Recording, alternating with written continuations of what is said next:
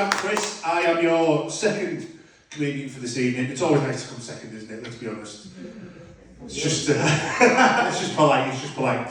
Can you all leave me at the back, yeah? Hey, you got it.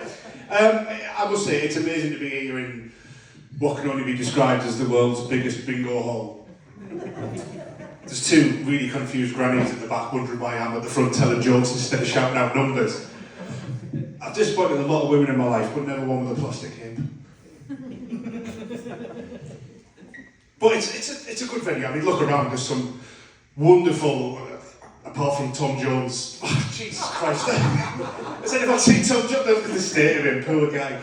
But there's some wonderful artwork on the walls, and it makes this venue a confusing decor, let's be honest. So you look around and you think, are they trying to convince people that these amazing acts are somehow linked with whoever's on the stage? Because I'm looking up and I'm seeing wonderful people like Freddie Mercury, Michael Jackson, me.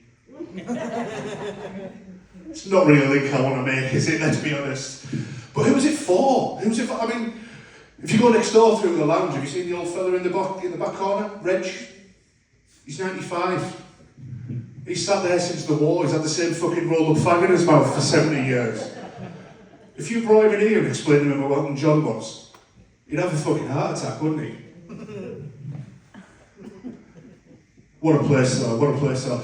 I must say, I played our last gig here and we had 8 people in the crowd, so to see 9, it's fucking brilliant. And I've just done the maths.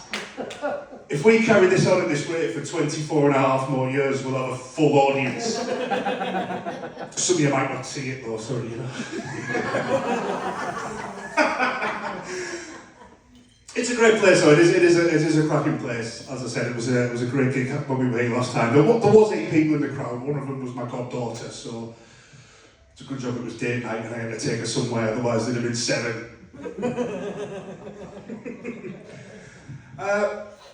As you can probably tell, I'll tell you what, this bit's going to go down well, isn't it, Jimmy? As you can probably tell, I'm not a borough lad, I'm a Teesside lad, but I'm actually from Thornbury. Any Thornburyans in the crowd? Hey. There we go, fucking brilliant. I'm from the posh end though, you know where we say the TH? You know the posh end of Thornbury, don't you? Ingleby, yeah. That's where I'm from. That's where you move to when you're from Thornbury and you've got a bit of ambition. But you don't quite have the money to get to Yarm. That's where you end up, isn't it? That's where you end up. Did you? Is that where you live? Amazing. I'm an estate agent. If you want to sell your house, give us a shout afterwards, yeah? Sweet.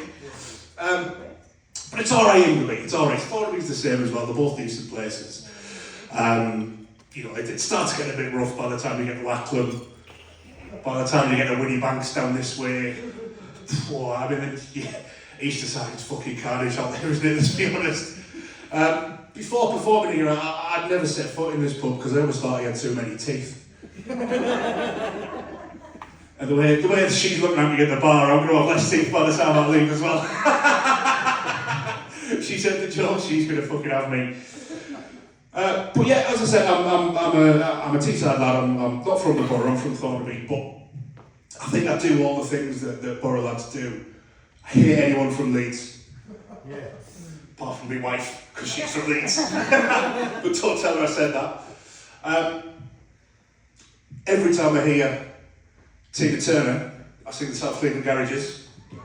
Everybody does that, don't they? If you're from Teesside, it's guaranteed, you have to do it. And I fucking love parmos, honestly. Look at me, you can tell. I mean, I'm fueled on parmos and Greg's sausage rolls. It's the main reason I'm doing what I'm doing. Because I want to get famous enough so that Manjaros send me a free parmo and put it all over social media. That's the only reason I'm doing comedy. I can't get Manjaros delivered to my house. But the minute fucking Tyson Fury picks the phone up, they're straight on the phone, straight over there, going to Morecambe, dropping off his parmo out there. But the thing is, it's all bollocks. It's all bollocks, none of it's true. Floyd Mayweather, he was in one of the adverts, wasn't he? Anyone see that one? Do you think he's ever walked in after a night in the Big A? Looking for a fucking pepperoni parmo? Really? Never. It's not going to happen. And the funniest one I saw, did you see last year Ricky Tomlinson was in one? Yeah? You saw that one? You know, the old fella from Royal Family? Yeah. Fucking, it's bollocks.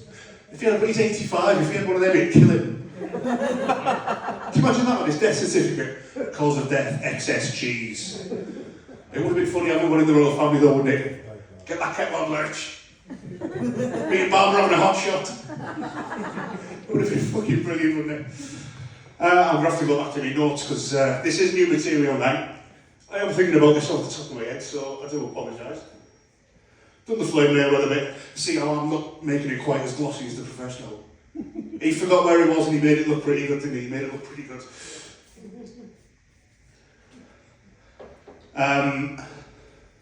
Oh, that was it.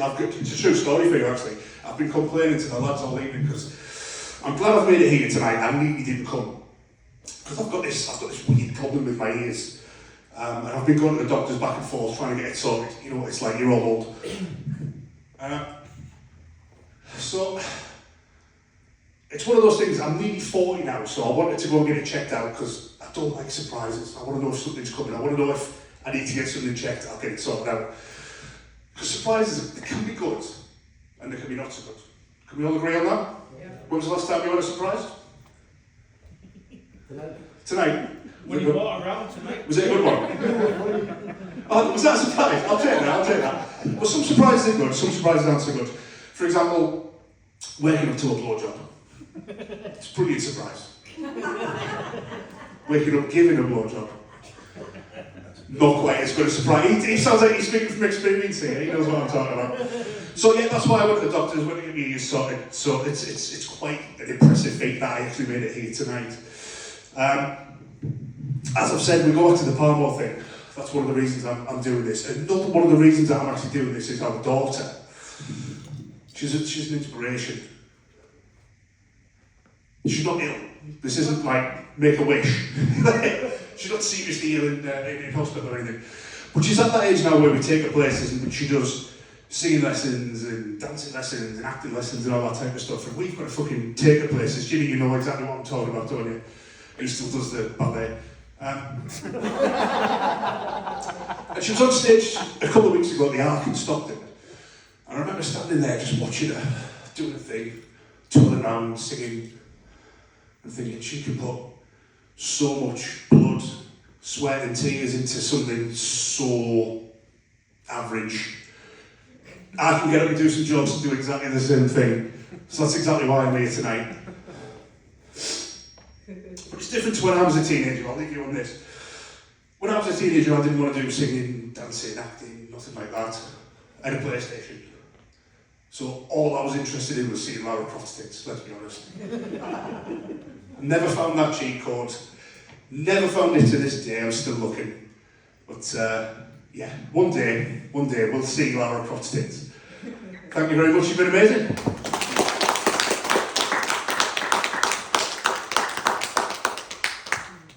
Then touch out here, then put the music back on.